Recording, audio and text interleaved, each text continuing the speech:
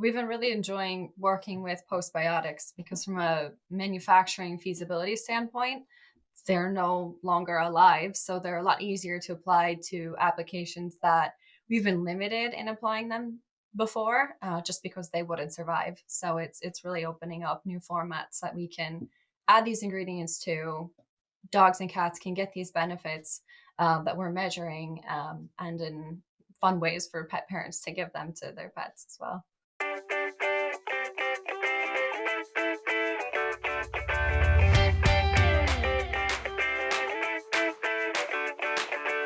Well, welcome to the Pet Food Science Podcast. I'm very pleased to be here today. We have Caitlin Donohue and Dr. Nixon with us. We're going to talk about the microbiota and how it influences health and well-being. Interestingly, as we were just chatting before we hit start, this is wildly interesting to us as our own health and well-being, but also, of course, to the pets. So would you just introduce yourselves a little bit, Dr. Nixon? Why don't you start and tell us your background and how you got to where you are today? Yeah, of course. Hi everyone, I'm Sophie Nixon and I'm Head of Clinical Research for the Pet and Animal Wellbeing business at ADM. So, my career started as a veterinary surgeon in clinical practice in the UK, and I then joined the University of Oxford to carry out a PhD in developmental neuroscience. And it was there that I really had first-hand experience of world-class research and the sort of impact that it can have. Now, at the end of my PhD, I was really lucky to coincide with an opportunity at a fast growing UK based dietary supplement company called Protexin, and they had a particular interest in the microbiome and probiotics. So, my role there was to lead a pipeline of clinical trials looking at the efficacy of their different B2C formulations. And a couple of years later, Protexin was acquired by ADM, and here I am now. So, I am responsible for leading a pipeline of clinical trials with a particular focus on the microbiome and how it can be modulated by biotics in pets. So, most of my research looks at cats and dogs with a little bit of work in horses. And most of the ingredients that I investigate come out of our preclinical pipeline. So, we have a fantastic facility in Spain that investigates probiotics and postbiotics, and they then hand them over to me to investigate them in dogs and cats. So it's a really important time, I think, to be in the field of microbiome research in pets because it's quite young compared to some other fields of research. So there's a lot of potential to have a really big impact. Thank you. Caitlin? So I'm Caitlin Donohue, Global Director of Marketing for ADM's Pet and Animal Wellbeing team, and that specializes in a robust microbiome portfolio. In college, I went to the University of Wisconsin, Whitewater. So I studied biology and chemistry there, and then kind of later transitioned into marketing and communications and business. And then eventually later combined a lot of those topics that I've had interest in, to kind of work in roles in food and agriculture and pharma, and a majority in pet food products. So for the last 10 years, I've worked for food and feed ingredient companies in roles like marketing and strategy, and with Sophie and microbiome and things like that. So a lot of what I found is that the pet food industry is a very positive industry. Many of us have pets of our own, and we enjoy making them and contributing to their health and wellness. So it's nice to be part of the industry that supports that. As a global leader in pet nutrition, ADM is always looking at what's next, taking a forward-looking view of the industry landscape and a comprehensive approach to developing innovative, science-backed foods, treats, and supplements so owners can take a proactive approach to their pet's wellness. Well, we're going to talk about microbiota today. Maybe for the audience, and the podcasts have had anywhere from in-depth microbiology experts to much application, but for this podcast, why don't you just tell us a little bit about how that microbiota matters and just the broad strokes of what you might consider doing. If we're talking about pet food, what you might consider doing to pet food to optimize that effect on microbiota? Yeah, so when we think about the microbiome, we're usually referring to the group of microorganisms that inhabits a certain environment. So when we think about pets, there's the gut microbiome, and this is by far the most well studied of the microbiomes of pets, but there's also the skin, the oral cavity. So the gut microbiome being the most well studied is usually where we find most of the interventions for pets. So we see lots of different supplements or feed ingredients that um, have the positioning of modifying the microbiome of pets. Broadly speaking, these can be divided into 3 different types of ingredients. So that's prebiotics, probiotics, and postbiotics.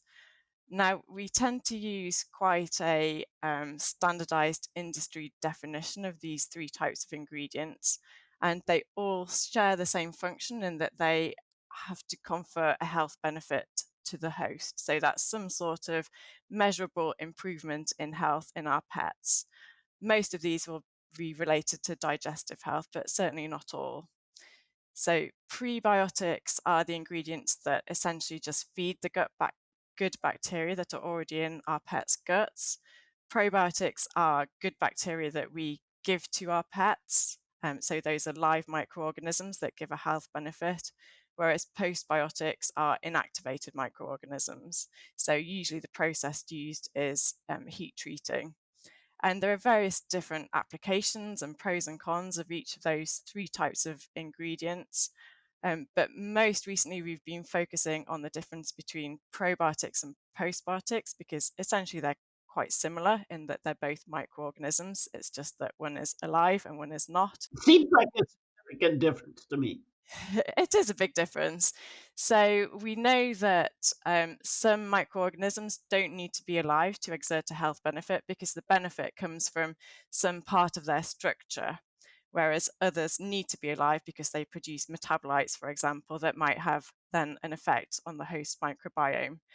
So there are different microorganisms that will work better as probiotics and postbiotics, and it's certainly not the case that live is always better because occasionally we'll find postbiotics that are more effective than the same strain alive, and we still don't really know the reason for that, but it's certainly an interesting point for research. But often we come down to applications and what is important for a particular format. So not needing to be kept alive means that postbiotics are generally much more robust and so versatile to being incorporated in different types of pet food or pet supplements because they're more resistant to things like heat, moisture than probiotics are. So we think about both the function and the application.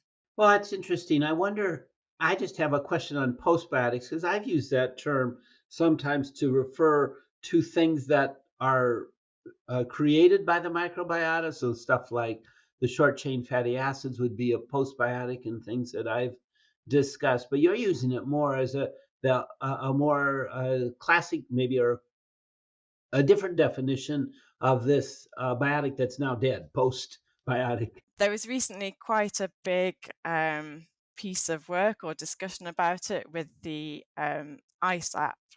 So they produce the industry definitions, and there is some discussion about exactly what a postbiotic is, because as you say, it was being used to refer to metabolites, inactivated cells, sometimes combinations of the two.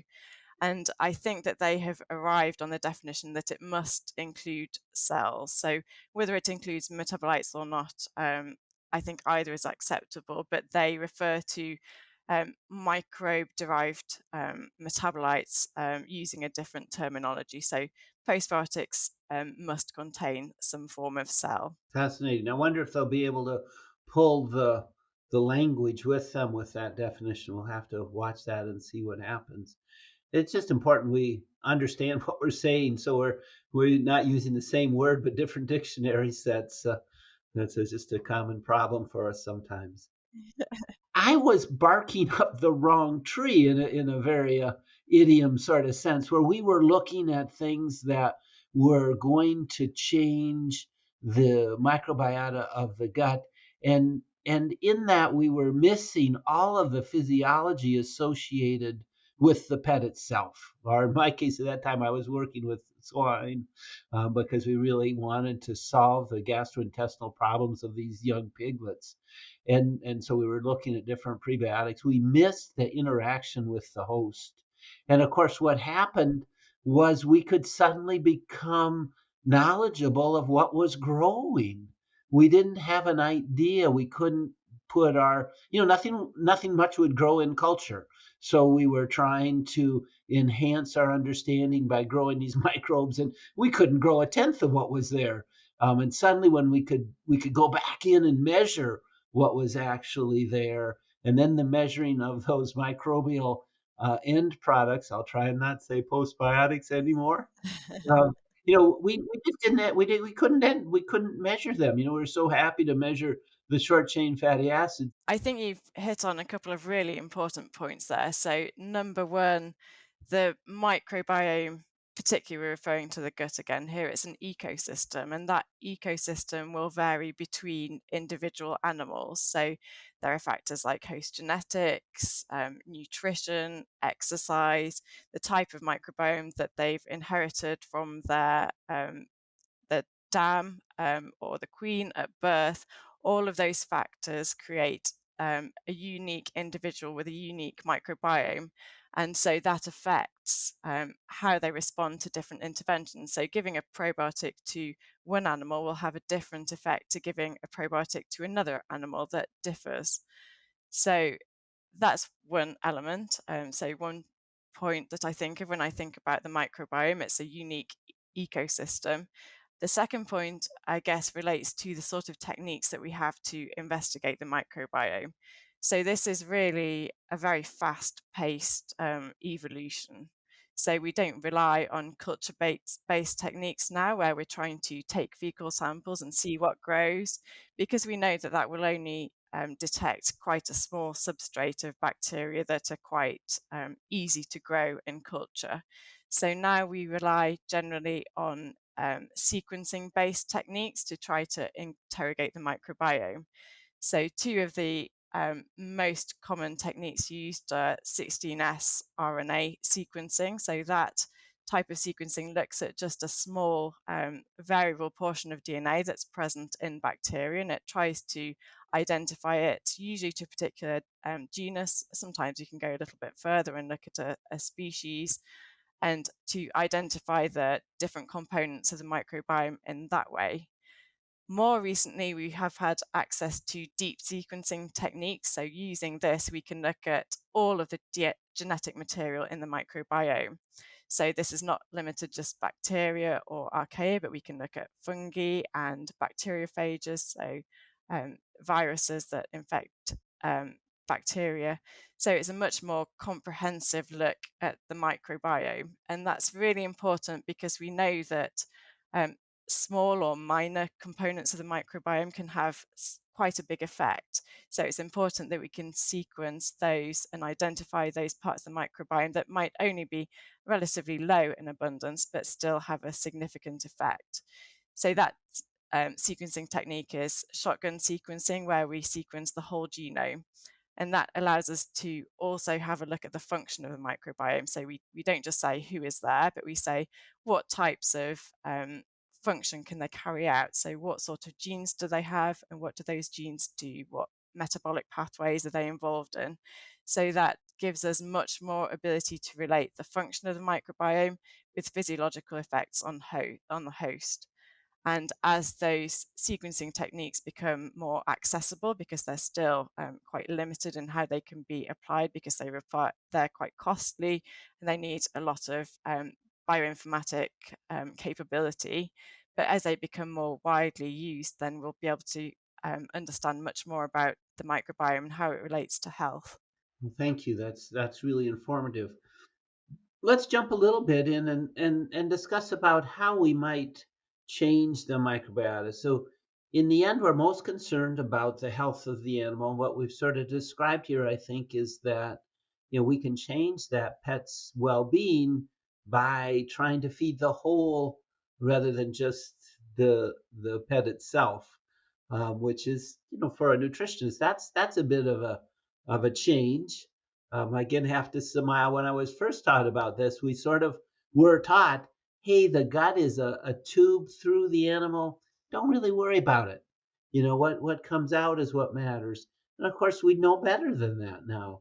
But how would you say what do you look at as sort of ways of optimizing the wellness of the whole, which is the microbiome and the pet itself?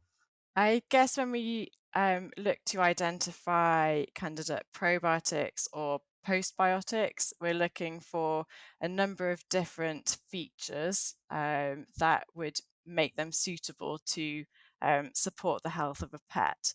And usually we look at specific health areas. So rather than looking at general wellness, we would look at a specific part of the body's function. So whether it's skin health, oral health, gut health.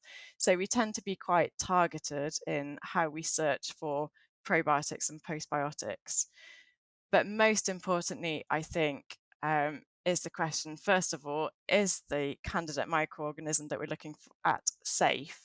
So to do that, we carry out a number of different safety tests, and it all starts with trying to identify that microorganism. And that's to strain level, because we know that different members of the same species can behave in different ways. Yeah. We get an identification of our probiotic.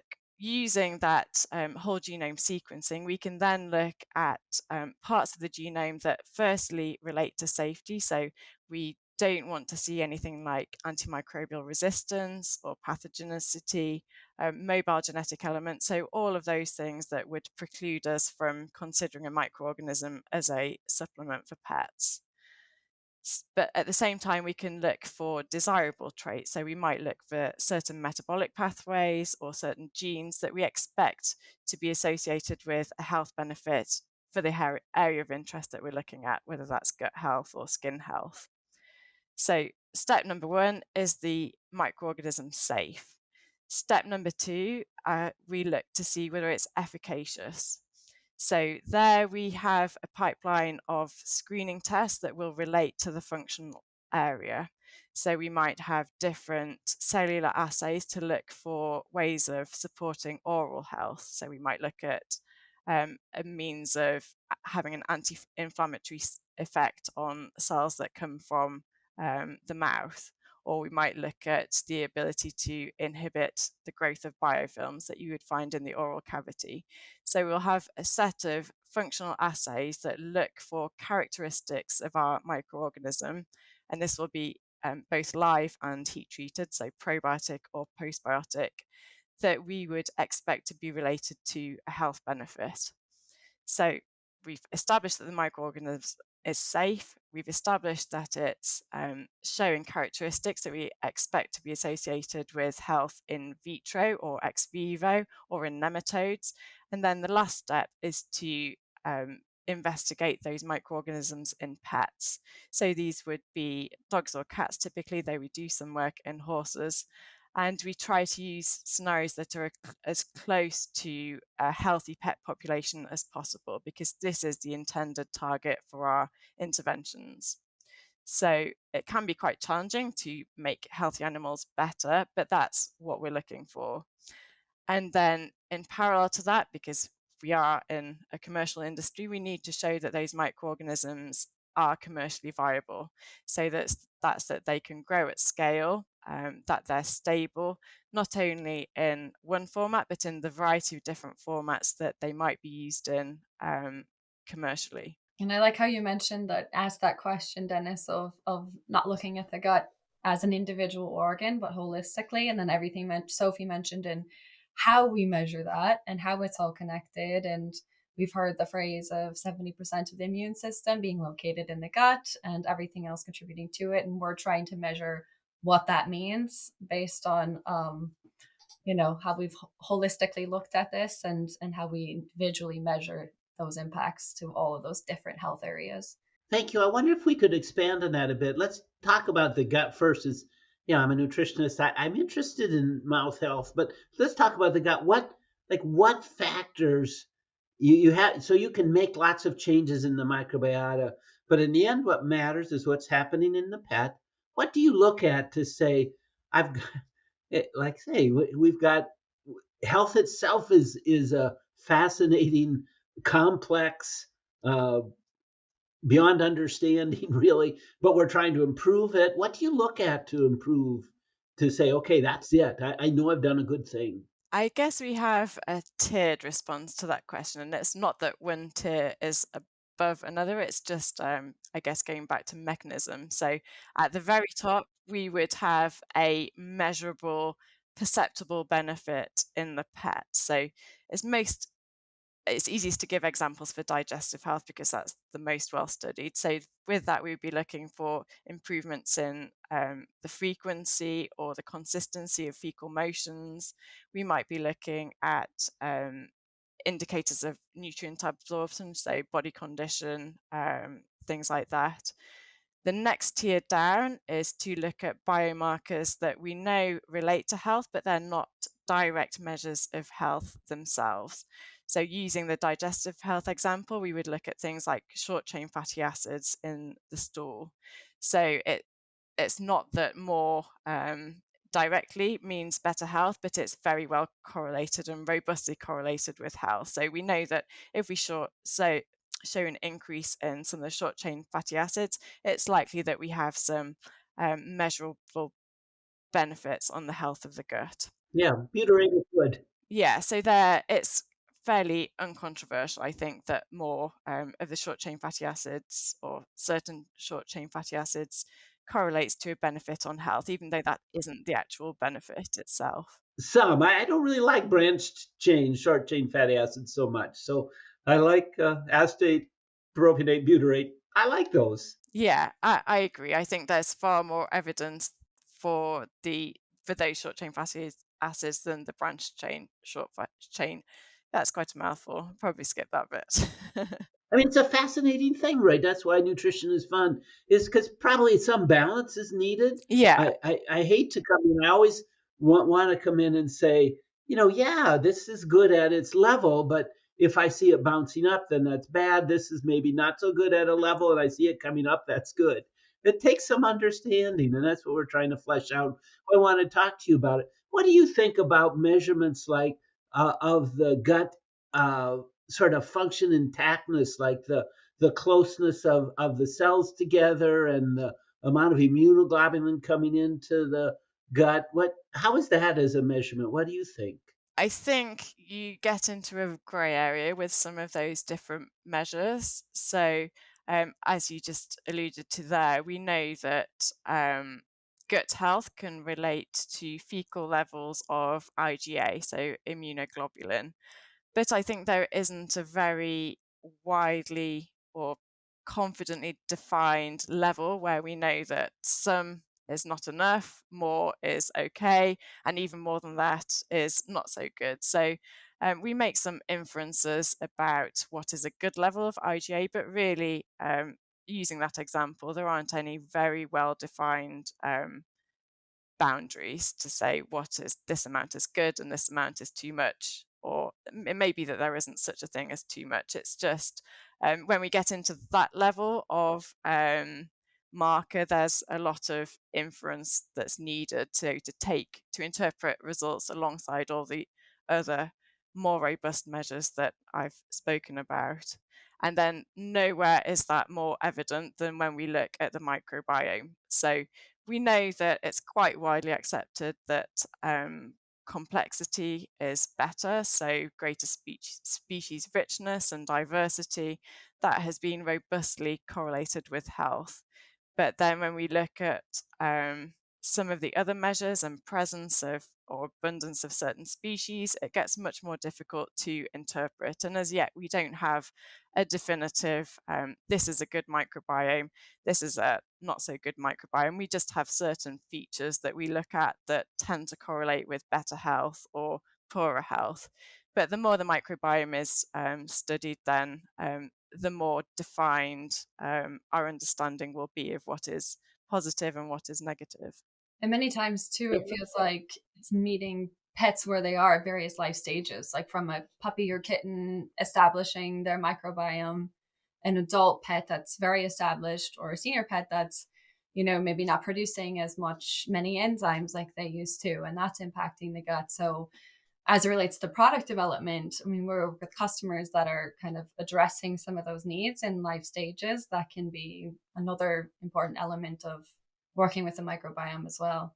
Well, I was really interested in that. As we talk about this, there's some fascinating foundationally significant biological understandings, and even we know, like you say, intuitively, that species richness and diversity, those things are correlated with health.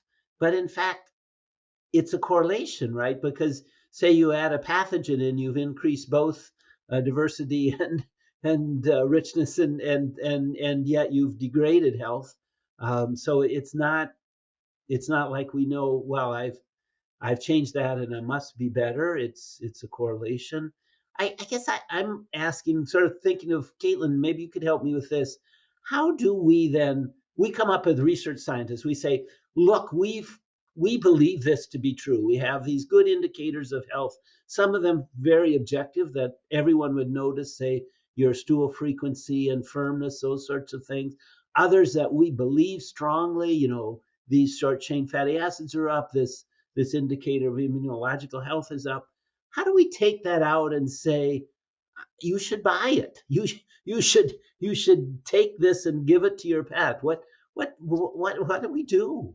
Yeah, I mean, there's a lot of education involved, which is what Sophie and I work with clients to kind of translate some of the science that we work on that kind of indicates linking some of these very specific strains and species to a potential health outcome, and making that link, but also translating what that means, how that impacts, um, and in a way that's more so preventative, I'd say, than it is treatment of something. So um, working to kind of prevent an issue, specifically for, as one example, around oral care, for example. So working with various microorganisms to support the oral microbiome, and having that align with prevention of certain odors or tartar or things like that in the mouth, and explaining that to customers, and then helping them explain that to the end customer, the pet parent, before they give that to their pet. So we can kind of understand how that can help, and we're all growing our understanding of the microbiome, both as an industry, and as pet parents. How hard is it? I mean, we're talking about a fairly significant bridge that we come out. And the one hand, we say, here's a molecule you've never heard of before that you cannot measure, smell, or taste, and it's really important. It's going to help your pet. You should buy this. Yeah, that's a great question, and we work through that often. So we also leverage our outside voice survey, which we have at ADM, so we can kind of poll pet parents around the world. So we've got, this is a global survey that we use to kind of understand what pet parents are understanding, and we've learned some things from that. And some of that is around the term probiotics, and that's been pretty well understood. And then we're building off that to kind of see, okay, so there's a bit of a halo impact that can happen after that translates to prebiotics and postbiotics and the support of the microbiome. So these are becoming more trending. So it's a bit of building on ingredients that are well understood to kind of evolve that in up and coming ingredients like pre and postbiotics, that Sophie mentioned, of bacteriophage or phage technology, combining some of those ingredients into symbiotics, and evolving the terms that we know and pet parents know well, to more that are similar, and in kind of the same family, so to speak, and also beneficial in new ways. So the individual ingredient expansion and the combination of those. Yeah, it's very interesting. Caitlin, you used a term that we haven't yet sort of introduced, I think, this term of symbiotics. Do you want to tell us, or either of you, of course, what you mean when you say symbiotic? That's a symbiotic is any combination of a pre, pro, and postbiotic together. I'll leave Sophie to define the rest in more technical terms with her. Yeah, so usually we would expect them to have some sort of mutually beneficial relationship. So in terms of a host and its microbiome, a symbiotic relationship in that context would be, for example, the way that the microbiome helps the host to carry out digestion, extract energy from food and nutrient absorption. But this differs from the way that we refer to symbiotic as a dietary supplement, in which case, as Caitlin said, it's a combination of the different biotic ingredients. Okay. So in the end, every time you put it in together into a food, you're going to have some prebiotics in the food, hopefully. I would assure you almost always. So in the end, that symbiotic mix is what you're trying to optimize. Is that right? Yeah, because we know that individual microorganisms, I guess you're adding just one component into the mix, but by adding in prebiotics, you can have more of a general effect on the population because you're adding a foodstuff that will favor a particular group of bacteria. So I guess the difference in the impacts of the two different types of ingredient are subtly different. So prebiotic is affecting the host microbiome, whereas a probiotic or postbiotic, you're adding something extra in. Do you think when you add those postbiotics, help me understand that? I mean, is it a gut-oriented response, or is it a whole pet response that actually you're influencing the liver or the kidney or something outside of just there at the gut? Probably all of those apply for different postbiotics. So each one will have its own individual mechanism of action. Because they're heat killed, then you're usually relying on some portion of their structure. So, for example, a part of their cell wall. But the cell wall of bacteria can act in different ways. So it could stimulate an immune response in the gut. It could be absorbed into the circulation and have effects elsewhere. So it will be highly variable between different postbiotics. And the honest answer is that often we probably just don't know. So we know that a postbiotic has a particular effect, but we won't always know the mechanism behind that. And Yeah, that's certainly somewhere where there is a lot of potential for future research. sure. We've been really enjoying working with postbiotics because from a manufacturing feasibility standpoint, they're no longer alive. So they're a lot easier to apply to applications that we've been limited in applying them before, just because they wouldn't survive. So it's really opening up new formats that we can add these ingredients to. Dogs and cats can get these benefits that we're measuring, and in fun ways for pet parents to give them to their pets as well. What do you mean by that? Yeah, so we have a variety of formats that we can create, or we can work with formulators to create, and that can be, from traditional formats like tablets and capsules, and what we've seen probiotics and things like that being historically. But we also can apply them to novel formats, both from supplements, so whether it's a stick pack or a sachet being applied to the top of food at meal times, or it's a soft chew that's being treated, or a dental chew that feels like it's something nice you're giving your dog or cat. It's palatable. They like the taste of it. It doesn't really feel like, they're being given something that's going to support oral health, as particularly in a way that's a lot easier than toothbrushing and things of that nature. So just some more kind of innovative formats that we have in addition to traditional supplement formats. Well, let's talk about delivery for a minute. I would imagine with oral health, do you want something that will stick in the mouth a little bit so you have some viscosity or gumminess or something in the treats?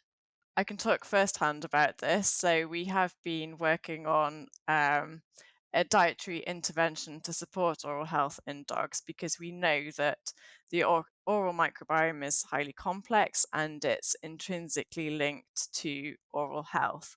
So what we see happening is colonization of teeth by early colonizing bacteria that then it develops and thickens, it becomes more microaerophilic, so lower oxygen content, less penetrable to oxygen, And what we see developing is an environment that favors the proliferation of bacteria that we typically associate with a detrimental effect on the host. So they can produce proteases that damage the gum, causing gingivitis. They can take heme out of the blood of the host, and ultimately they can lead to inflammation of the tissues that support the tooth that leads to tooth loss. So the composition and the amount of plaque on the surface of teeth is intrinsically linked to oral health. And previously we've had various different means of mechanically removing plaque, so toothbrushing, dental chews, and this has been very effective.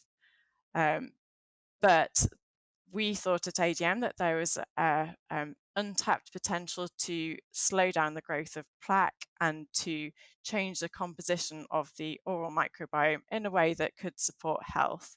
So we've been investigating this, and we have found that it is possible for an oral postbiotic administered as just a top dressing on kibble. So this is just a very small volume of powder to have some of these effects that I've been talking about. So on reducing the accumulation of plaque, for example, and changing the composition of the oral microbiome.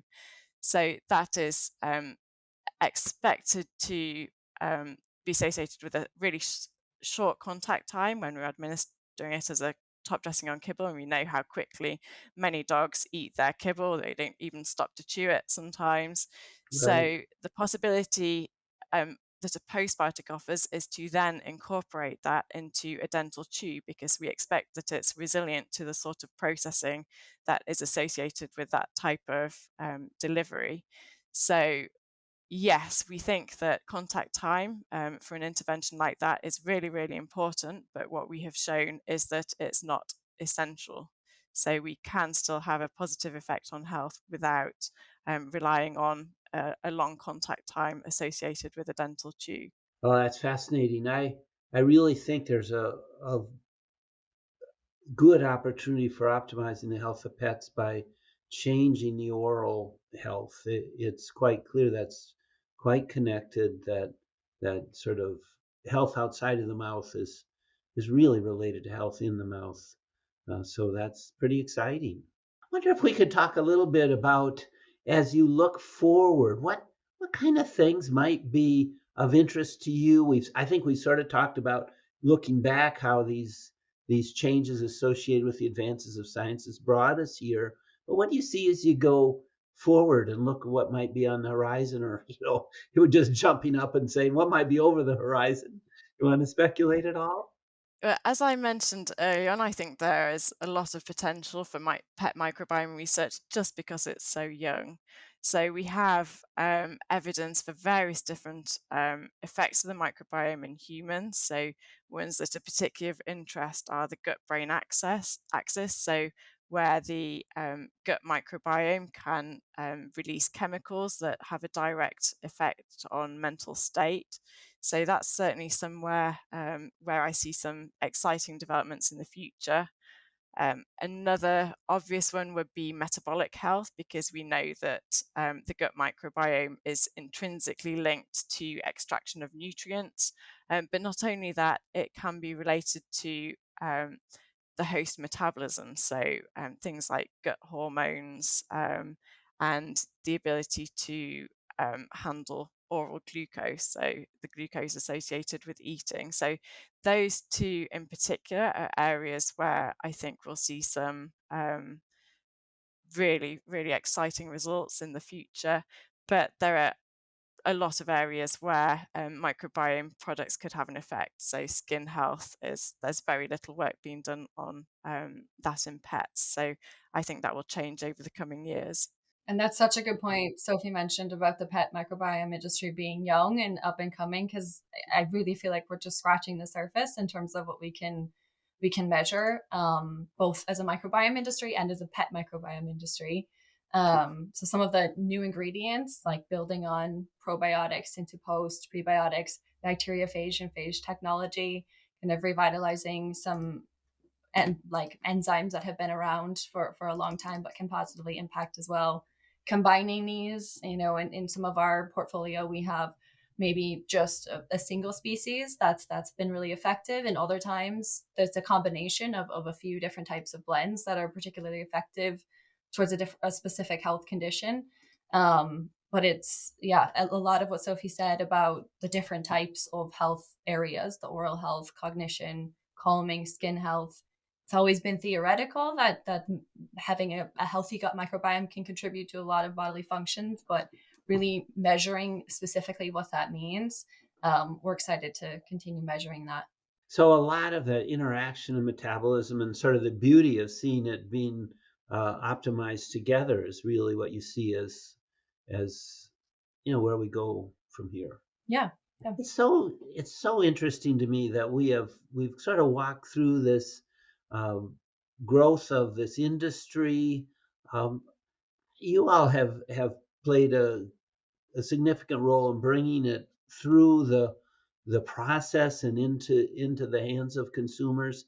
I wonder if we could just take a few minutes if we could talk about that process and where do the ideas come from? How do you bring them out forward into that final product? Because this is an industry and we want to make profits. I'm very happy with making profits. I think that's why the whole thing works together.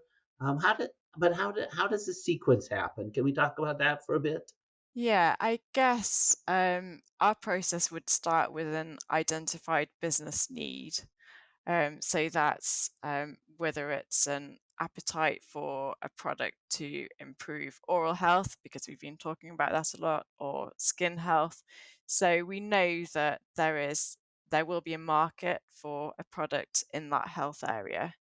So once we have identified our need, we can then go to our preclinical pipeline. So we have quite an extensive set of facilities at our lab in Spain, and it's there that our preclinical research is carried out. So we know that we want an intervention to target skin health. So how do we do that? How do we screen for microorganisms that have this effect? So my colleagues would develop a series of assays that would relate to an effect on skin health in pets. So whether that's improving hydration or coat condition, clearly that's not something we can measure in vitro, but there are different assays that we can use to essentially mimic that. So we can look for microorganisms that we would expect to have a benefit in our pets. So that's quite a lengthy and rigorous screening process. So we can expect that to take in the order of years before we have a candidate intervention that we can take to a clinical trial. And this is really what we need to do for our customers. They want to see a health benefit in dogs and cats. So although there'll be a huge body of work that has gone into the microorganism at this point, it really comes down to now we need to show that there is a benefit to dogs and cats. So we then have the clinical trial phase, and this can take, again, a number of years to mature, depending on whether we're carrying out a study in pets, which we expect to take longer than if we were doing it in a research setting. And at that point, we really have everything that we need to be able to launch a product. We have the preclinical pipeline, which shows a theoretical benefit in pets, along with safety, proving that they can grow at commercial scale. We have an identified business need. We have positive evidence in dogs and cats. And that's when we would hand over to Caitlin to make it become a reality. So everything that Sophie mentioned, that screening and development process really provides a robust way to demonstrate efficacy. And then we'll match that with market data to help predict its success, apply that to formats that will be successful as well, and help customers in this way. But essentially, before it's even commercialized, it's gone through quite a rigorous background to kind of link it and provide evidence that shows its value to something very specific within a health area. Evidence and the value, is it worldwide or is that focused on a particular culture? That's a good question. I mean, we are a global company, so we have, even within our kind of microbiome team, we have locations within the US, Spain, Denmark, the UK. So even throughout there, there's a lot of different types of kind of different types of team members within our team that kind of contribute to how this story is being told, how this is being measured. I think that kind of speaks a bit more to the West, but there is interest within other regions as well for ingredients like this, and with almost a similar kind of evolution of terms. So starting with probiotics, leading to prebiotics and postbiotics, and evidence of how this is supporting and explaining that is usually helpful for demonstrating how it's useful as well. Benefits consumers want, partnerships you need. Schooler is your all-in-one partner for an innovative pet food supply. With an expansive portfolio and global access, we can source and deliver in-demand ingredients year-round. Schooler provides access to ingredients that are animal and marine ingredients, nutrient-rich, clean label, plant-based, freeze-dried, sustainable, MSC and Marin Trust certified, and more. That means you can offer on-trend products consumers want without disrupting production. Learn about the benefits of working with Schooler. Visit schooler.com/pet. That's SCOULAR.com/pet. You know, I always try and ask people, because it interests me, I hope it's an interest to the audience. You both have been successful in your careers. What do you look at as far as individuals you would like to have, you know, in a team they are leading, or maybe in a team you'd like to join? What are those characteristics of the person that attracts you to that? I think being a team player is essential if you're working in a team, because no matter how good an individual is, if that is not if that doesn't work alongside the team, then I think the overall benefits are going to be limited. So I really look for people that have a shared goal. Yeah, and for me, I can't say enough nice things about our team here at ADM. We spend a lot of time together, even virtually. Like, I'm based in the US, Sophie's in the UK. I think we talk almost every day, Sophie. So, like, having team members that all work hard together, we're all continuously learning. We all contribute different aspects and different value points to our conversations and what we do every day, and working with our portfolio and working with customers. So I'd say hard work, continuous learning, and connecting all of these great things together, both internally at ADM and externally to our customers, is great to work with. Makes it fun, but it also continuously improves a lot of things, including the kind of pet market that we work in. Yeah, that's interesting. ProAmpac, your companion in pet packaging. Visit pets.proampac.com to explore our innovative sustainable solutions, such as our QuadFlex recyclable flat bottom bags, ProDura polywoven bags, ProEvo recyclable paper bags with grease resistance, and our ProActive recyclable film and pouches that run at optimum speeds on your filling equipment. Elevate your wet food, treats, and kibble brand by utilizing packaging that safeguards and preserves product freshness. Trust ProAmpac for packaging that cares for your pets and the planet. pets.proampac.com. Well, what do you think if you were to, someone listens to this podcast and they think, oh, I'd really like to hear more, I'd really like to understand better, what would you recommend another step for them might be to dive a little deeper into this area? Yeah, I mean, I'd say a combination of things. So, there's various books on the microbiome. There's various books on, for pet parents, and reading more about holistic pet health, history of dogs, the kind of humanization trends of what we're looking for as humans for ourselves and our kids, but also for our dogs and our cats and the pets we have.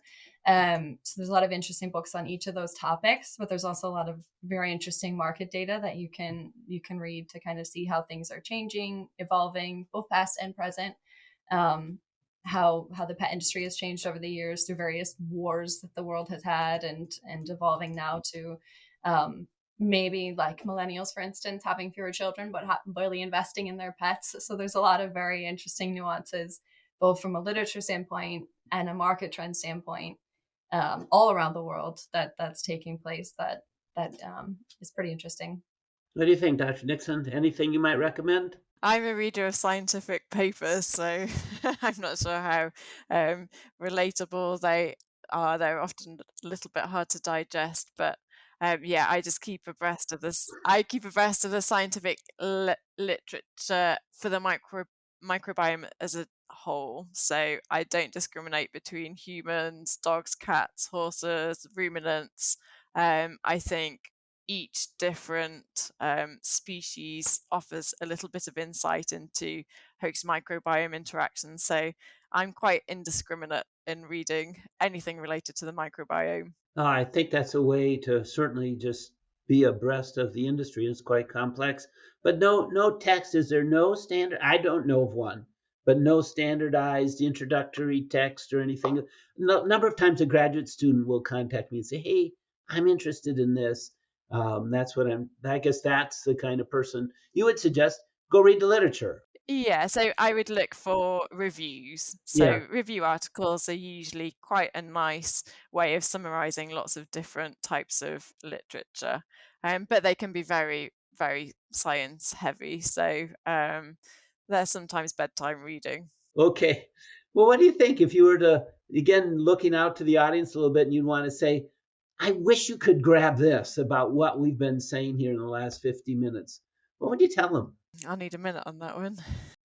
I'd say look out for your microbiome. It's there's a lot of products now more than ever before. I mean, the industry is continuing to grow all the time. There's a lot of really interesting research too in how different microbiomes are related and how they shift and change even between pet parents and their pets and how they can actually impact one another. So I'm sure there's more yet to be studied in that regard, but it is interesting. So support your whole family's microbiome. I think that's a good idea. Oh no, not only do I have to start thinking about feeding the pet and the whole multi-organism that the microbiome I have to think about feeding the ecology of the family. This might be too hard. I think you have a vested interest in your pet's microbiome because some part of it will be shared. That is fascinating, isn't it? It's clearly shared within families, living units, that the microbiota across species is shared. It's fascinating. Well, I've enjoyed our chat. Thank you. I think maybe we should close it off for a time, but it's been quite enjoyable for me to hear your perspective and learn a little more about the microbiome. Thank you very much. Thank you.